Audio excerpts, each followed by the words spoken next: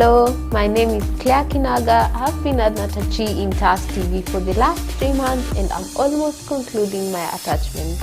My journey here has been good, it has been productive. In news production, we've learned about news scripting, news sourcing, voice-over recording, news anchoring, reporting, and also editing. Welcome to TAS TV. We bring you the latest stories making headlines. Welcome to TAS TV. We bring you the latest story making headlines. I'm Masi Chumba. Karibu katika runinga ya TAS, usemezane nami. In graphics, we've learned about creating lower thirds, creating posters and motion graphics. When it comes to camera operation, we've been taken through photography, video recording, and lighting. Video unaingia in 15 seconds and in 10, 9, 8, 7, 6, 5, 4, 3, 2, 1 and take. Hey, welcome to TAS TV. We bring you the latest stories making headlines. Apart from that, most of us have gained camera confidence since we've been given a chance to host shows, draft scripts, produce and direct for the same. Penzi mtazamaji, kama kawa kama dawa uko ndani ya sayari. Hapa ni TAS TV ambapo nitakuwa wako Atacho Badia. Nami Claire Nyokabi. I'm grateful for the mentorship and skills I gained at TAS TV. I definitely recommend anyone interested in media attachments.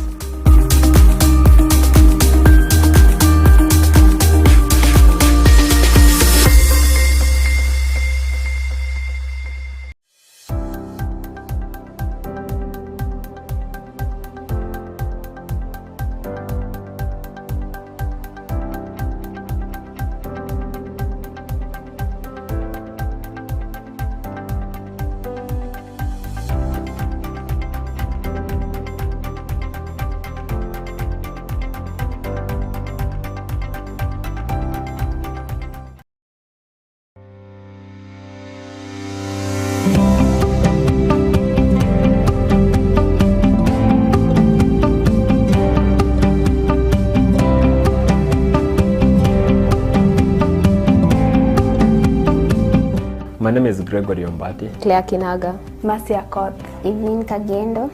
I'm from Mount Kenya University, Bachelor of Arts in Mass Media and Communication. Kabete National Polytechnic, pursuing journalism and mass communication. I'm from Zitech University, pursuing Bachelors of Journalism and Mass Communication. I come from Mount Kenya University, taking Bachelor in Mass Media and Communication. I knew TAS in social media, specifically Facebook. I knew TAS TV through a friend of mine. I knew TAS TV through online platform, that is YouTube to be specific, where I was looking for a certain news and I found it at TAS TV page. Through a friend of mine who had done attachment at TAS TV there before. I've been in TAS TV for a month now. I've been here for 1 month and a half. I've been at TAS TV now for 1 month. On a scale of 1 to 10, I would give it an 8 because it's a place that offers quality skills. I'll rate it at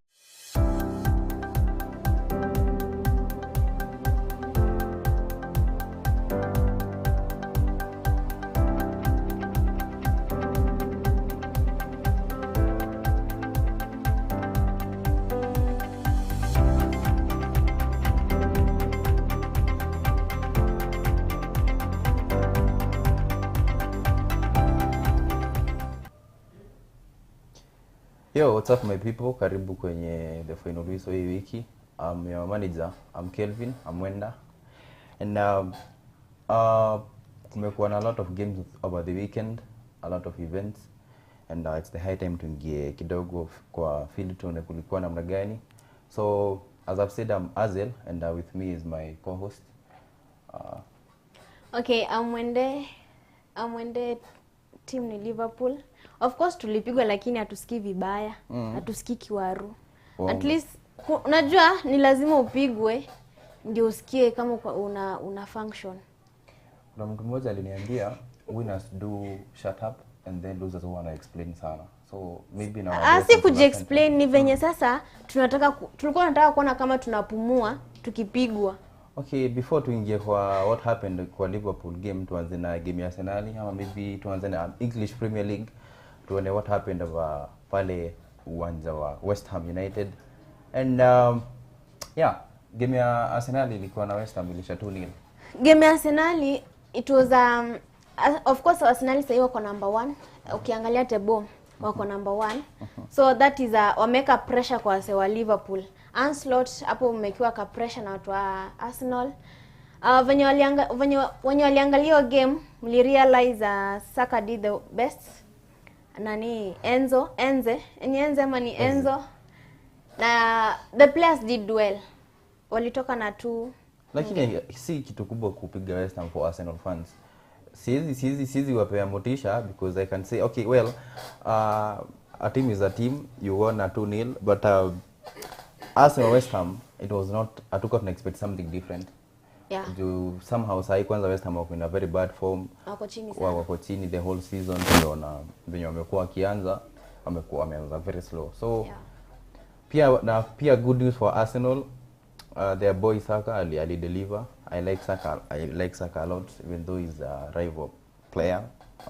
Lazima tu niseme huwa ana deliver. But pia speaking of that, Rice pia niliona alifunga bao moja. I think Arteta alifanya poa sana ku substitute Zubimendi for him. So I think substitute yake iliwa poa. And there's nothing much to speak about when it comes to Arsenal na West Ham. I think kitu tu tunaweza sema ni Liverpool wajipange, because this time round Arsenal wako hapo. But before nitoke kwa Arsenal, I won't leave there without speaking about Victor Gyökeres. This guy, I don't think he is reaching the expectations we expected him to reach before the season ianze. Tulikuwa tunatarajia atakuwa hapo juu akibishana Haaland, na maybe kina Shesko hapo kwa top scorers na Isak. But the expectations is starting to something close to Lukaku, I don't know. But maybe tumpe time. Lakini unajua time unaambiwa time waits for no man. So ajikaze aanze kujikaza sasa. Juu kule Sporting kama sasa ilikuwa shawape mabao kadhaa last season. Na sasa hii unaona kwa hapo kuna bao I think 2 ama ni moja hadi. So Gyökeres is not that guy yet, but maybe tumpe time pia. It's a new league, adapt for with time. Yeah. Then the next game ilikuwa Manchester United na Sunderland. And of course Manchester United walishinda, walitoka 2-0. Finally. It's not finally. Actually, we won a game, fair game. Tungefunga a lot of goals. Yeah, by them mkunga na opportunities mingi sana, mkunga na chances, lakini but the goalkeeper was very very very sharp. The goalkeeper alikuwa very okay. But ile Sunderland ilikuwa natarajia ita show up kwa hiyo game, pia ikuwa very competitive. Ama tuseme hivi Manchester United ilicheza very very nice. I was very happy with the game. Yeah, the game was results ingine ingekuwa otherwise ingekuwa actually a shame for Manchester United.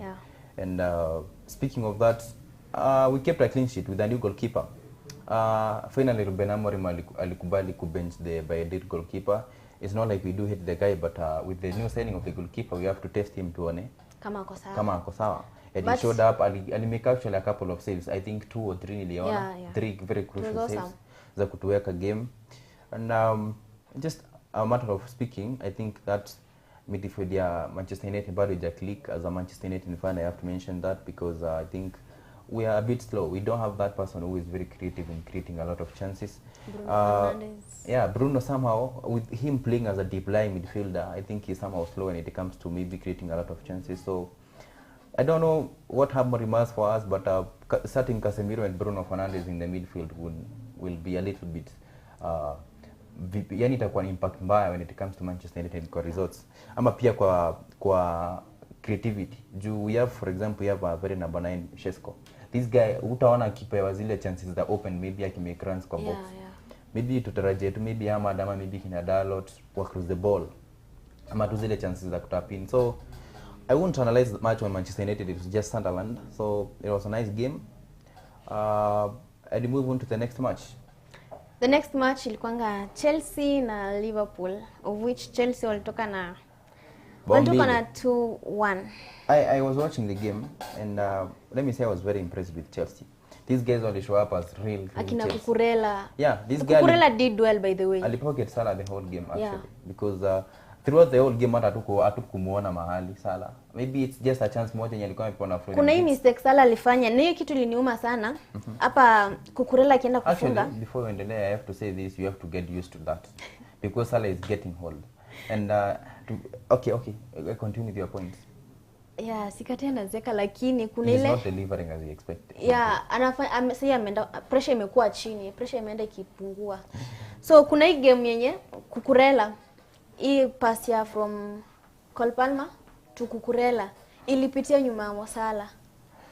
Of which Mosala angefanya kitu by the angeitackle hiyo ingekuwa goal, but Kukurela did. But you can't put the whole blame on one player. This guy saved us a lot of times before. So me nikiulizwa you Liverpool, I watched the whole game by the way, so I can say this as a Manchester United fan and a Liverpool hater, total hater, you guys are trash right now.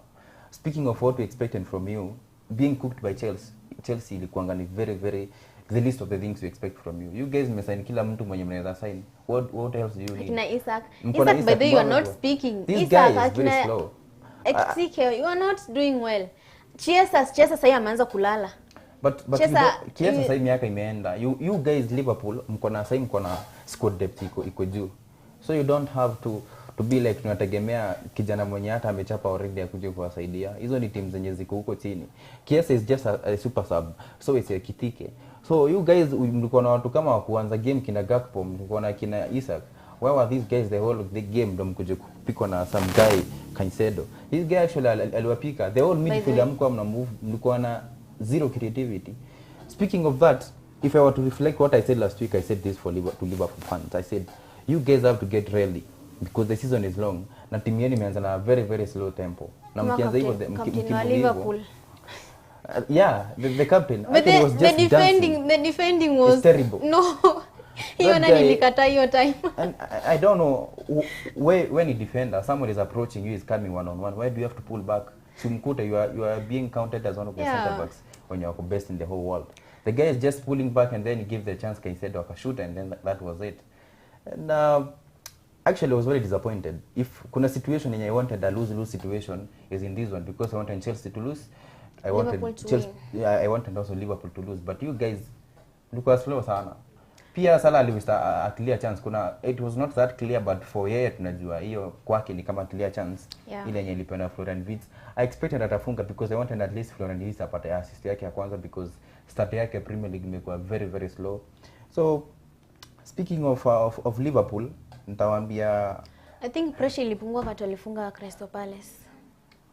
Na wakati alishinda Carabao ndo hapo sasa walianza. Liverpool is not a team to compete for Carabao Cups. You guys are not signing Isaac for 150 million pounds just to come and compete for Carabao.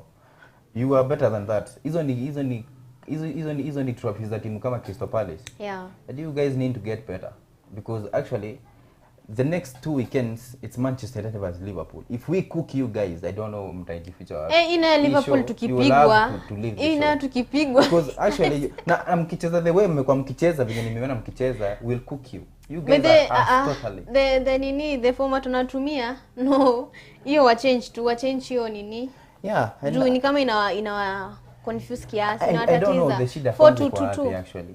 But I think ni the formation. If 4-2-2 sijua kucheza sijui na nani akiwa force whatever. It's not working. It is not working. At least you have to change on the formation. Na tukiwalima, you guys better have some place to hide. Erindafuta namba ya slot sasa nimpigie simu nimwambie change the formation. The formation is killing. Me mkilimo I don't know issue utajificha wapi because I'm here to trash talk to you. Hatutalimwa. How sure are you? I'm sure but not very sure because until ipigwe 90 huwezi kuwa sure mtawin. Hiyo na Chelsea nilikubali juu Chelsea season at least they are doing well. Doing well but we cooked them too. So you guys are weak. So this season you have a lot to do, to be honest. Me is our feature. Na mkipigwa na Manchester hata sijui mtajificha wapi to be honest because losing to Manchester United as a Liverpool and you sign Florian Wirtz for 100 million pounds. Mkasign Isaac for 160 million pounds and then you are losing to Manchester United. United inaanza na look show in 2025. No. So let's just say game pack ipigwe 90 ishe, we don't know the results but I was very hungry for your game. Coach Chelsea wakiwin but pia I won't just trust talk Liverpool Chelsea because I appreciate. I think they played a very massive game. Very nice game from the start. Walianza na tempo iko juu. The atmosphere was very competitive.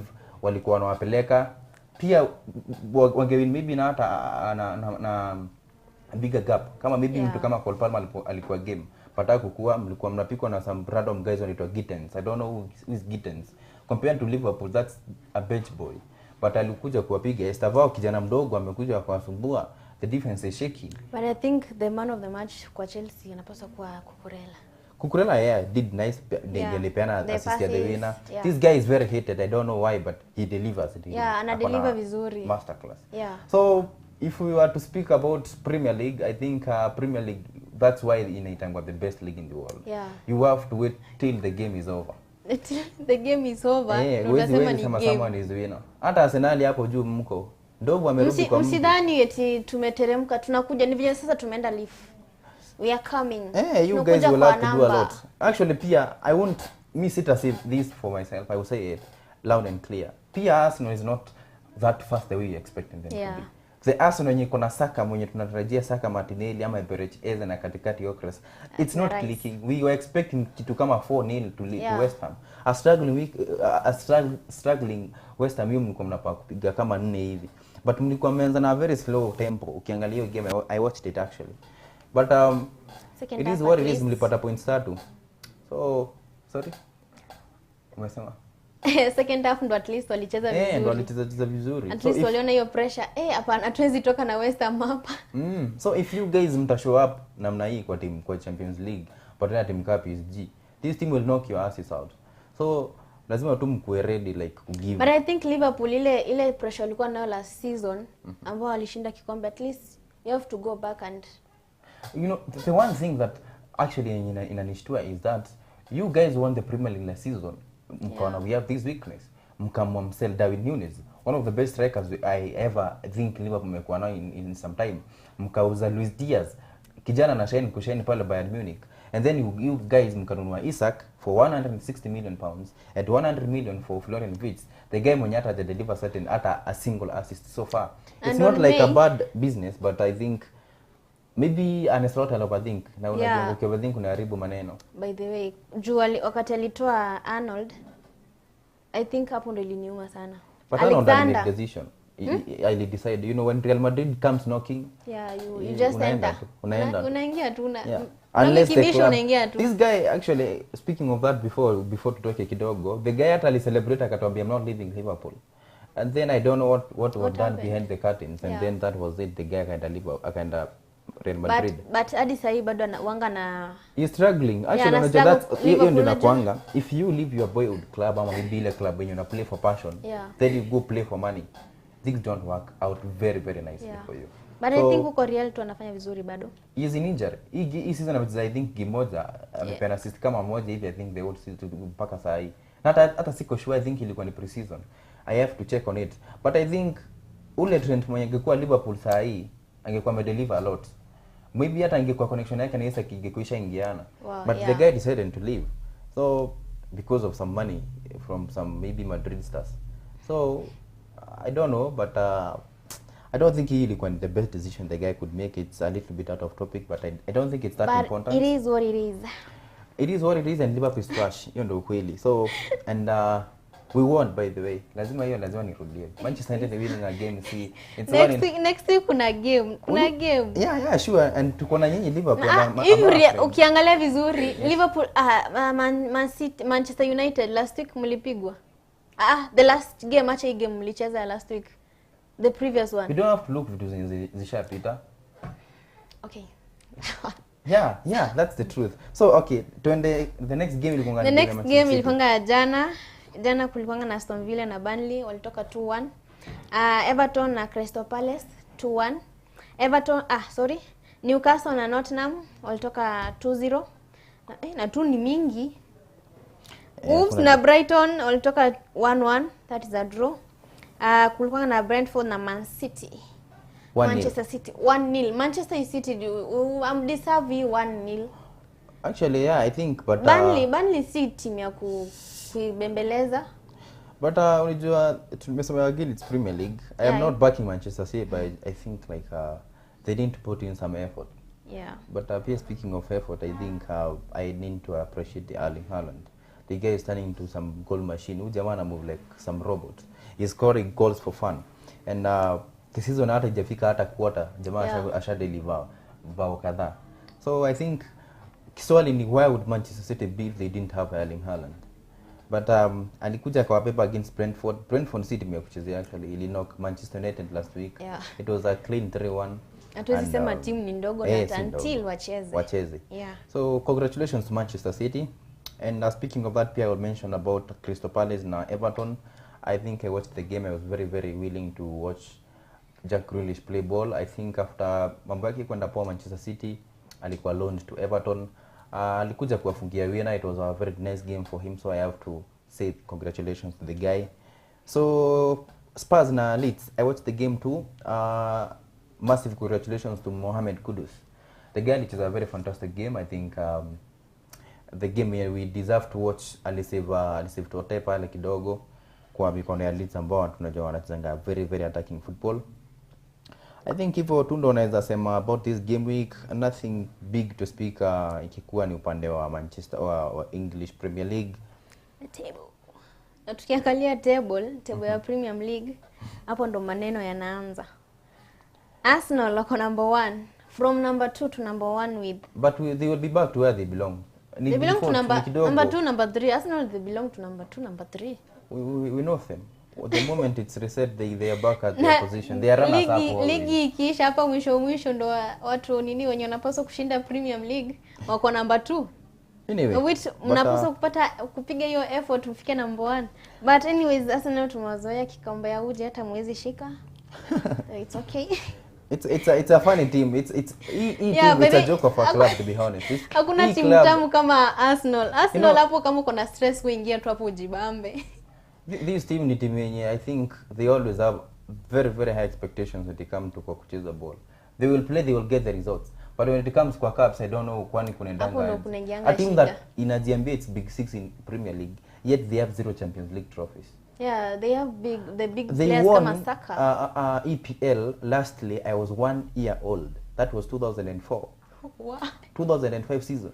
So and these guys are just complaining, hey, it's a big club.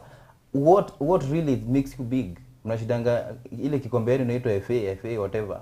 And then you guys are just like bragging like nothing. So it's whatever.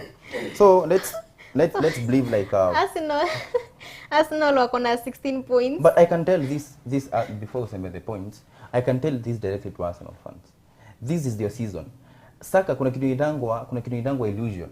Yeah. In modern football, hakunanga ule star mwenye tumeona amenga for like 5 years consecutively. Yeah. Mko na star boy Saka, mko na Odegaard na Click, mko na Zubimendi, mko na defense iko sawa, mko na Rice, mko na defense ya Saliba na Gabriel, mko na Calafiori na Timber, mko na Martinelli na sasa mko na number 9 Vitayokres. If this season you don't win anything, ile major trophy, you guys forget about football, focus on something else. Msahau kikombe mtoto kunyonya. Honestly kusema tu kweli the team is washed. How can you not win the Premier League wakati mko kwa prime? Because Arsenal is the only team nishiski kwa prime na haijawini kitu yoyote. They will be smoking every team like 4-0, 5-1. Wanapiga mpaka Manchester City, but at the end of the day watamaliza number 2. It's like they're competing to be in Champions League. Even I remember walipiga Liverpool. Kuna siku walipiga last season. Watapiga kila team. Ukienda utapata wamepiga Manchester United, wamepiga Liverpool, wamepiga Manchester City. But when it comes to kwa kushinda kikombe, that's where they draw the line. So I just think it's just a mid-table team. We don't have to attack Arsenal so much. Tuseme next show I'll bring someone from Arsenal. I think at a defender atatuelezea how comes in the past 20 years you guys have 1 trophy, that is Premier League trophy, and 0 Champions League trophies, yet you count yourself as big 6. So I'll take the take to my friend Mwende to malizia table before to end for a break. So as I've said, Arsenal wako na 16 points. They are number 1 with goal difference 11. So Liverpool being number 2, at least tumeteremka, tuko na 15 points. Yeah, tumeachwa na Arsenal tumeachwa na 1 point. So hiyo point moja si issue. Acha tungoje. Liverpool is a weak team too this season. I won't me sita sugarcoat anything. But ligi ijaisha bado. Season bado ijaisha. No problem. Not until season iishe tutasema this team ko weak. Before mwanze tukiingia competition mnacheza na Carabao, mnacheza FA Cup, mnacheza Champions League na mnacheza Premier League at the same time, mko na game 3 kwa wiki moja, mwanze kucomplain kuchoka na injury. Saa hii mko na game moja kwa wiki. What's your excuse? Yet mna show up like watu wenye walikuwa na lima over the weekend kucheza game. Hadi usionanga tu watu wanakimbianga. It's not about race ikianza utaanza na kala ka pressure kadogo, lakini acha race ikaribia kwa kuisha. Sema someone who is number 20 set in Premier League. Maybe maybe anaweza.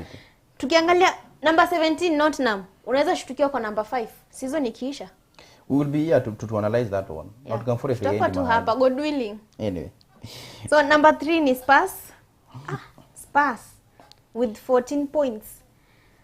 Number 4 is Bournemouth with 14, a draw with Spurs. Man City number 5 with 13 points. Crystal Palace being number 6 with 12 points. Chelsea being number 7 with 11 points. Everton, Sunderland, Manchester United with 11 points each. Manchester United wako number 10, but from Chelsea, Everton, Sunderland each having 11 points. Number 11 Newcastle with 9 points, Brighton with 9 points, Aston Villa with 9 points. Fulham na Leeds having 8 points each. Brentford 7 na Nottingham 5. Kuna Burnley number 18 wako na 4. Burnley, West Ham having 4 points each. Alafu the lastly number 20 Wolves having 2 points. So that's Premier League. Will be back for some couple of other leagues to angalie what happened kwa zile viwanja zingine, Serie A, Bundesliga and La Liga. So stay tuned.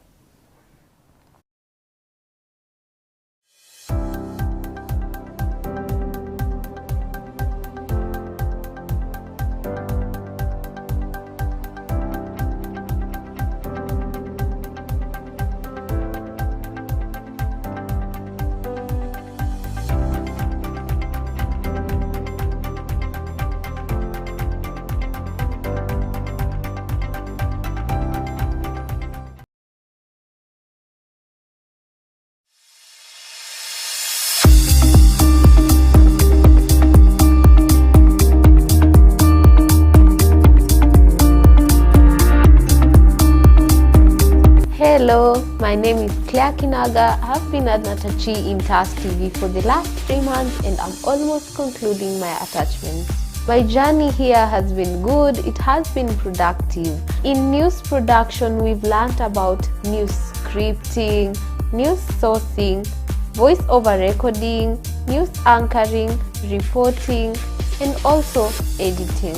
Welcome to TAS TV. We bring you the latest stories making headlines. Welcome to TAS TV. We bring you the latest story making headlines. I'm Mercy Chumba. Karibu katika runinga ya TAS, usemezane nami. In graphics, we've learned about creating lower thirds, creating posters and motion graphics. When it comes to camera operation, we've been taken through photography, video recording and lighting. Do you unaingia in 15 seconds?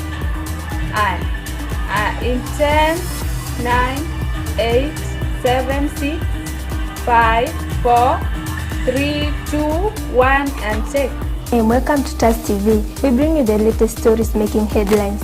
Apart from that, most of us have gained camera confidence since we've been given a chance to host shows, draft scripts, produce and direct for the same. Mpenzi mtazamaji, kama dawa uko ndani ya sayari. Hapa ni TAS TV ambapo nitakuwa wako Atacho Badia. Nami Claire Nyokabi. I'm grateful for the mentorship and skills I gained at TAS TV. I definitely recommend anyone interested in media attachment.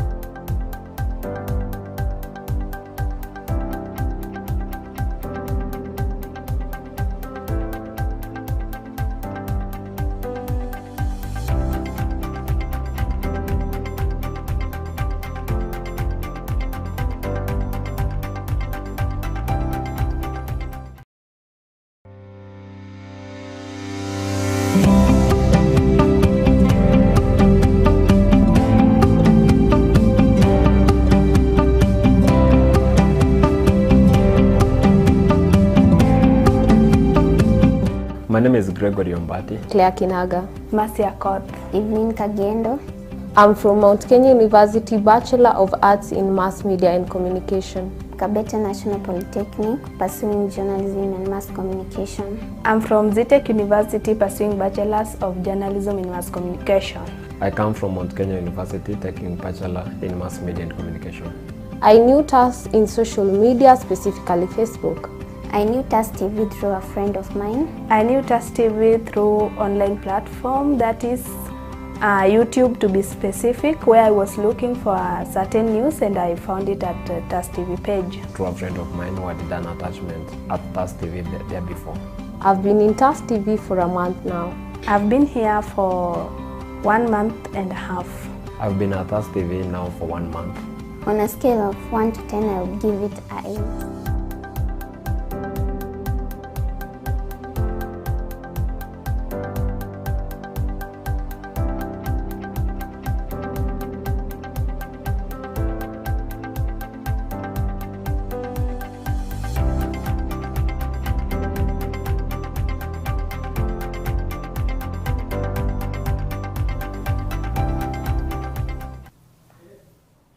Yo, welcome back.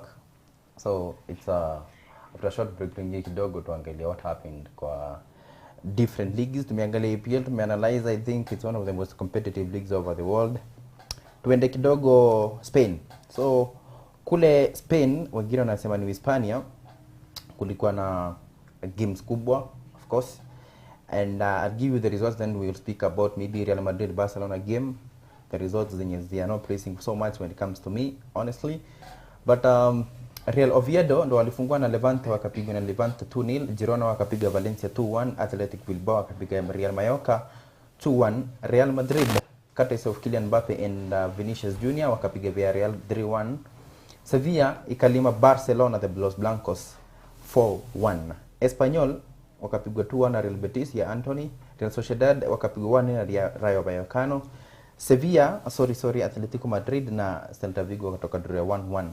So I'll start with the game ilianza yenye ilikuwa very competitive. I think it's of course Real Madrid na Villarreal. As Barcelona fan, I'll say that nilikuwa na watch game, hate watch, but ilikuwa very unsuccessful because Real Madrid walipull a masterclass wakawina 3-1, but I will always have issues with the referees. I don't know why. Because the game was fair until Real Madrid wakafunga bao ya pili. Vinicius alifunga bao ya kwanza from a penalty. Then bao ya pili ilikuanga after imekuwa 2-0, the club Villarreal waka-respond instantly with a very very finish.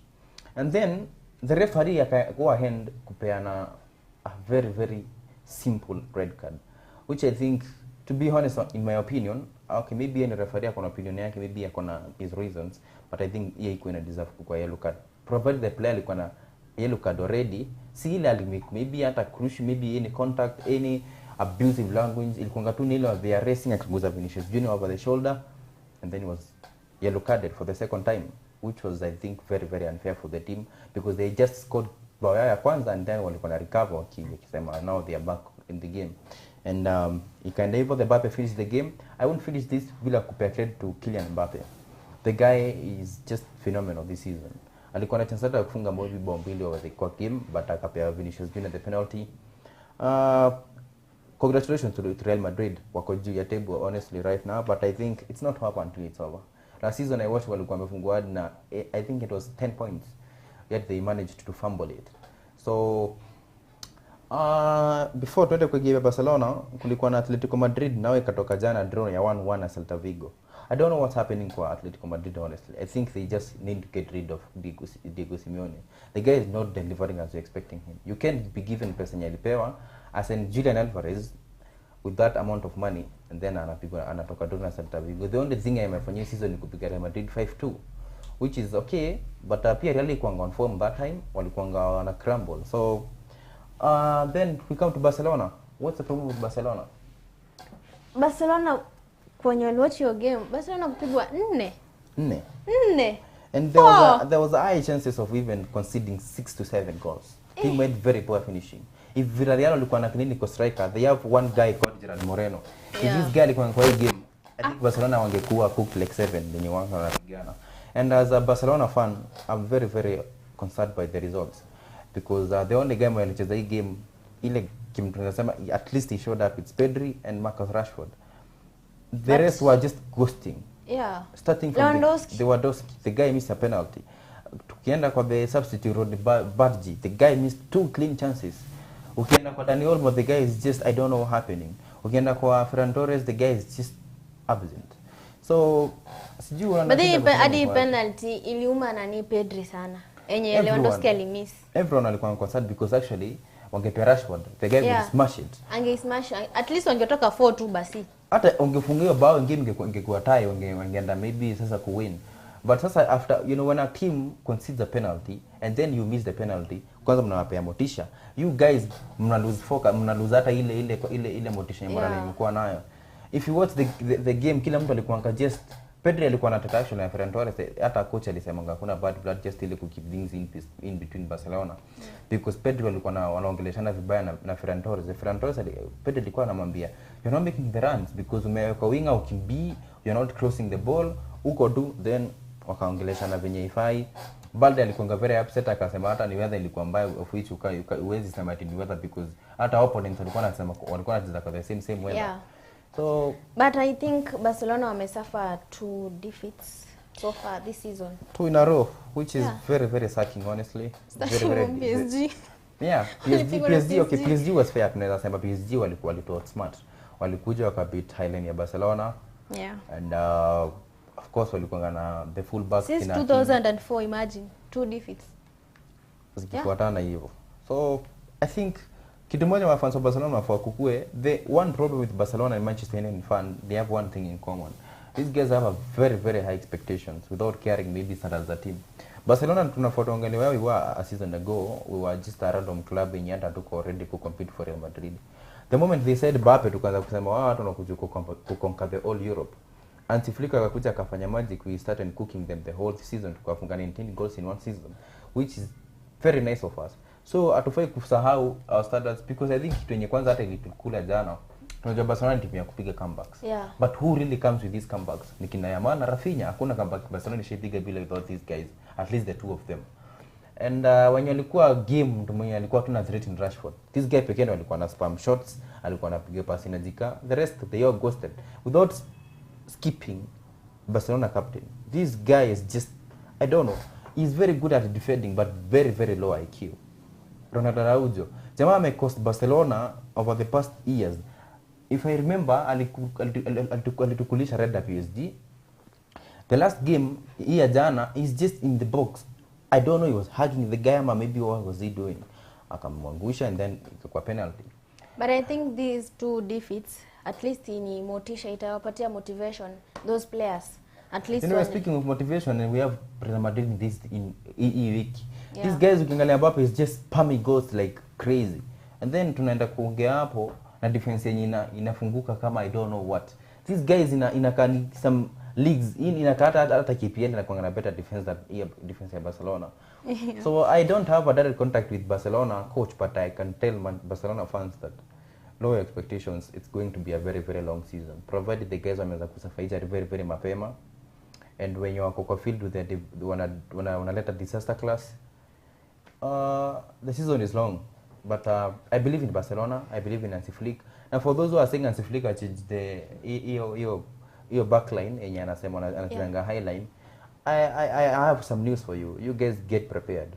In 2017, I don't know kama ni 17 ama ni 2020, when Hansi Flick was playing Champions League final against PSG, jamani wanacheza against Messi, alikuwa anacheza against Neymar na Mbappe, Verratti, ikiwa PSG ko prime at the moment. Jamaa alicheza Highland Champions League final. Yeah. So if you think he's going to change here Highland because of maybe some random clubs kama Sevilla, you're mistaken. So I just think like this Ronaldo Araujo adapt to your defense ama tu atoke. Kuna kijana kina Christensen na kina Garcia wanaweza cheza game. So I was not really impressed with Barcelona.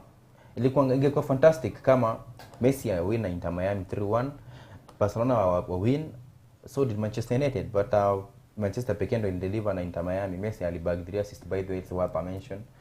At his age kupewa na 3 assists pili kwanga very very crucial, kwanga so sweet of him. I watched the game. But La Liga, speaking of La Liga, tuseme tu Giants ni wale tu wawili, Madrid and Barcelona. And kuna kitu ya kusema maybe But I think naweza patiana the top 10 table ya La Liga. So number 1 being Real Madrid. Hiyo game ya Real Madrid by the way ilikuwa fair. It was fair, sindo? Yeah. It was fair. So number 2, Real Madrid walena na 21 points. Barcelona being number 2. Hey, Barcelona. At 19 I think so. 19 points. So number 3 being Villarreal. Villarreal wako na 16 points. Espanyol wako na 15. Sevilla wako na 13. Elche wako na 13. Sorry, Sevilla, Elche na Athletic Club wako na 13 each. Number 8 kuna Atletico Madrid with 12 points. Kuna Real Betis wako na 12 na kuna Alves wako na 11 points. So because of time we jump into the leagues zingine. I'll just read the results. Maybe I'll highlight 1 or 2 lines and we have to focus on. Tukienda Italy kulikuwa na a couple of games including the game kubwa ya weekend ya kule ilikuwa ni Juventus versus AC Milan, which was a very boring game, ilisha 0-0. And then there was a Verona ikapigwa na Sassuolo 1-0, Atalanta Como ikatoka 1-1, Inter Milan ikapiga Cremonese 4-1, Lazio na Torino wakatoka 3-3, Parma na Lecce ilipiga Parma 1-0, sorry. Then Juve nimesema na AC Milan watoka draw, a very very boring game. Personally I'm a AC Milan fan. Ilikuwa so sad kuwa na Christian Pulisic akimiss penalty pia. I think it was just a long weekend. Kuacha Lewandowski akimiss penalty, then Christian Pulisic. I think at least Manchester United will spoil the weekend to win. Napoli, courtesy of Rasmus Hojlund, wakapiga Genoa 2-1. Bologna wakapiga Pisa 4-0. Fiorentina wakapigwa na AS Roma 2-1. Udinese ikapigwa na Cagliari. Wakatoka draw ya 1-1 sare tasa. Bundesliga kulikuwa na Borussia Mönchengladbach na Freiburg wakatoka 0-0. Hamburg na Mainz wakapigwa. Hamburg ikapiga Mainz 4-0, Stuttgart ikapiga Heidenheim 1-0. Kulikuwa na Frankfurt na Bayern Munich walishinda 3-0. Augsburg ikapiga VfL Wolfsburg 3-1. Leverkusen ikapiga Union Berlin 2-0. Borussia Dortmund RB Leipzig ikaisha 1-1. It was so sad, honestly, because pia napenda Borussia Dortmund, but they didn't manage to get the win. But maybe we try again next game. Wana Bremen ikapiga St. Pauli 1-0. And then finally we have the French League, ama Ligue 1. Paris FC ikapiga Lorient 2-0. Marseille ya Mason Greenwood na Pierre-Emerick Aubameyang ikapiga Metz 3-0. Nantes na Brest wakaisha 0-0. Lens ikapiga Auxerre 2-1. Lyon ikapiga na Toulouse 2-1. Rennes ikatoka draw na Les Havre. Kulikuwa na Monaco na Nice ikatoka draw. Hizi games zilikuwa na a lot of draws. Na kulikuwa na Strasbourg ikapiga Angers 5-0. And then finally game ya jana usiku Paris Saint-Germain walitoka 1-1. It was a very very big weekend for watu wa betting sites. I think walikula vumbi kadhaa pale betting sites.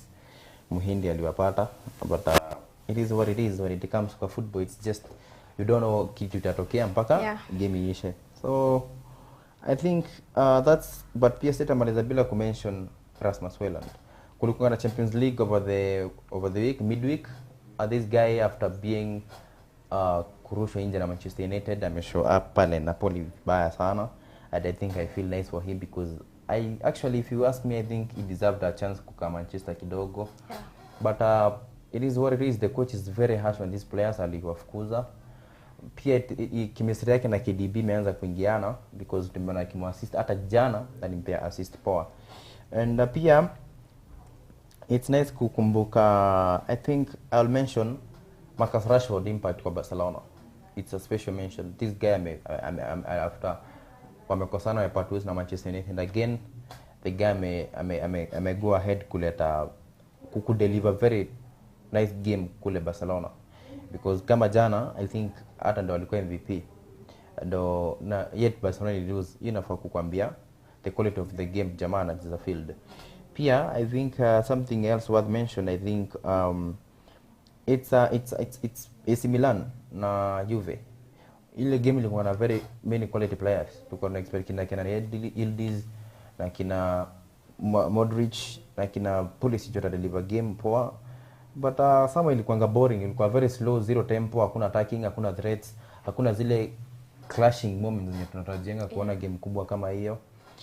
Pia it was so sad kuona Pulisic akimiss penalty. Honestly, I watched the game after Barcelona, nikawatch game ya AC Milan, but ilikuwa so sad kuangalia after Lewandowski amemiss na Pulisic ndo alimiss penalty. But it's okay. But pia PSG, I don't know why, how can you guys just school Barcelona the other day then mkuje tu kudraw na team kama lile, though they are suffering some injuries from Ousmane Dembele, Kvaratskhelia, Due and a couple of players, but I think wange deliver better results. So I think that's all we can say when it comes to kwa league different, but pia I won't finish without mentioning this from RB Leipzig and Borussia Dortmund. After RB Leipzig imeachilia almost kila player wake mkubwa, Xavi Simons ashaenda, Šeško ashaenda, waliuza their great players. Now they are struggling. Wana struggle kule Bundesliga. We expecting in team yenye itakuwa title contenders. So now they are leaving it kwa sasa ni kama free ride, because the all sasa league inakuwa tu ni Bayern Munich ndio wana deliver. And I think that's it. I just think unless uko na kitu kusema hivi kwa Premier League before. Until niguzie KPL kidogo. Kenya at least tunajua ball. So jana kulikuwa na mpira uliochezwa na Shabana na Tusker. Shabana, at least Shabana mnacheza So walitoka 1-1. It was a draw. Lakini wanaongoza. They are leading. So okay, speaking of KPL, I'm not a big fan of Kenyan football, but I think I'm a fan of Tusker. Old. I used to watch Tusker nikiwa mdogo. Yeah. Nikiwa very small, nilikuwa naangalia Tusker wakicheza ball. Ni ile timu tunapendanga, but walikuwa school jana na Shabana FC. I don't know kama management. Last time I checked, I think management ya FKF ilikuwa very low actually, because KPL walikuwa na struggle na salary za players, kuregister players inakuwa ni issues.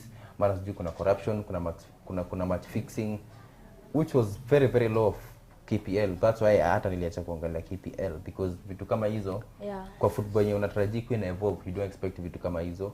Inafaa kuwa ni clean, mara refs ndio hajalipwa. Sijui kulikuwa na clashes, for example kama Mashamedi Derby ya FC Leopards na Gor Mahia, unapata kulikuwa na vita yenye inaharibu results. Mara unasikia sijui Gor Mahia kulienda nini. I won't mention names, but I think the main reason why I stopped maybe focusing so much on Kenya Premier League is just the management na venye league yenyewe ilikuwa ina run. Some teams hata hazina pesa enough ya kujifund kuingia kwa league, which was very low of them. Hata wengine hata afford kulipa the coaches and the players. But I think Shabana imekuwa tu ni team ndogo hapo watoto of nowhere juzi. Now they are delivering their venye umesema they are on top of the KPL. It's very nice of them, and pia it's, I think their fans deserve that one. So I have actually kuna kijana, shout out to a guy called Katoni. He's a big fan of Shabana FC. So yeah, congratulations.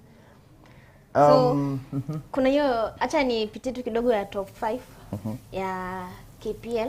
So Shabana being number 1 leading the table, wako na 7 points. Kuna number 2 Gor Mahia, number 3 Gor Mahia walikuwa wanacheza na KCB. Yeah, KCB. So venye nimesema, I think the teams zimekuwa zikistruggle hapa na pale.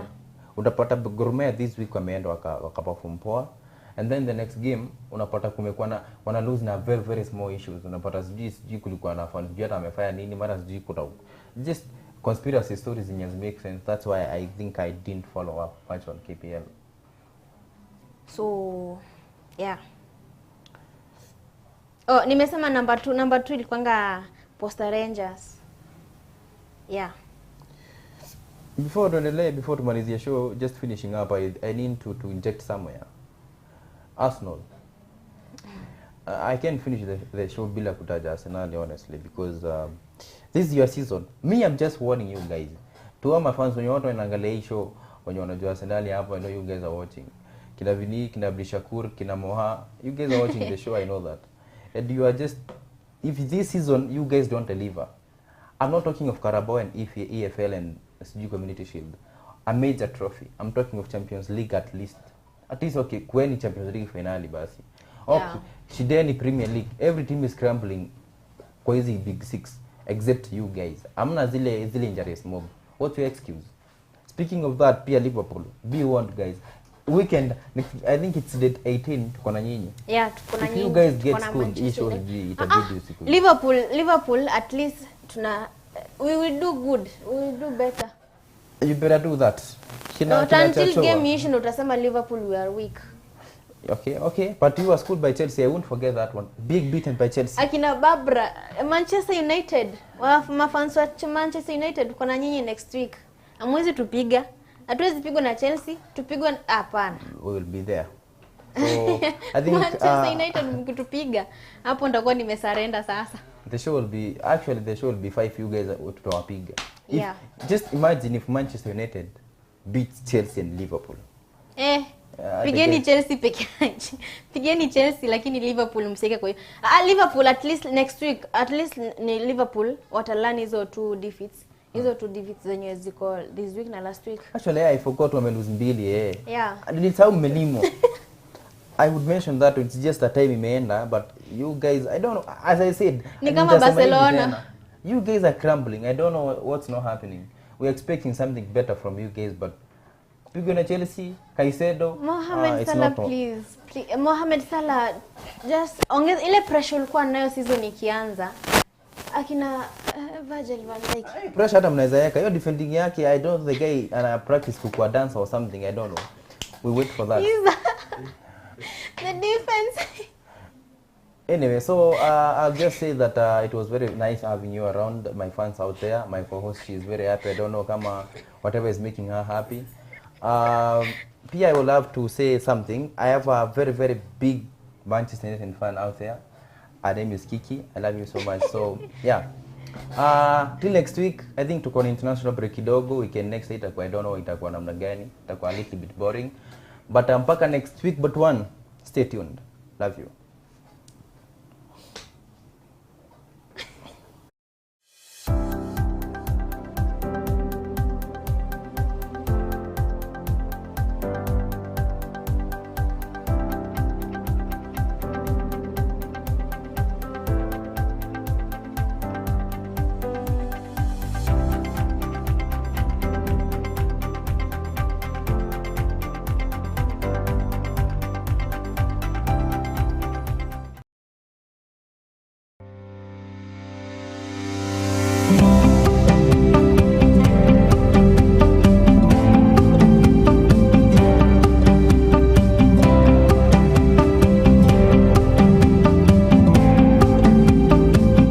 My name is Gregory Ombati. Claire Kinaga. Marcia Koth. Evelyn Kagendo. I'm from Mount Kenya University, Bachelor of Arts in Mass Media and Communication. Kabete National Polytechnic, pursuing journalism and mass communication. I'm from Zetech University, pursuing Bachelors of Journalism and Mass Communication. I come from Mount Kenya University, taking Bachelor in Mass Media and Communication. I knew TAS in social media, specifically Facebook.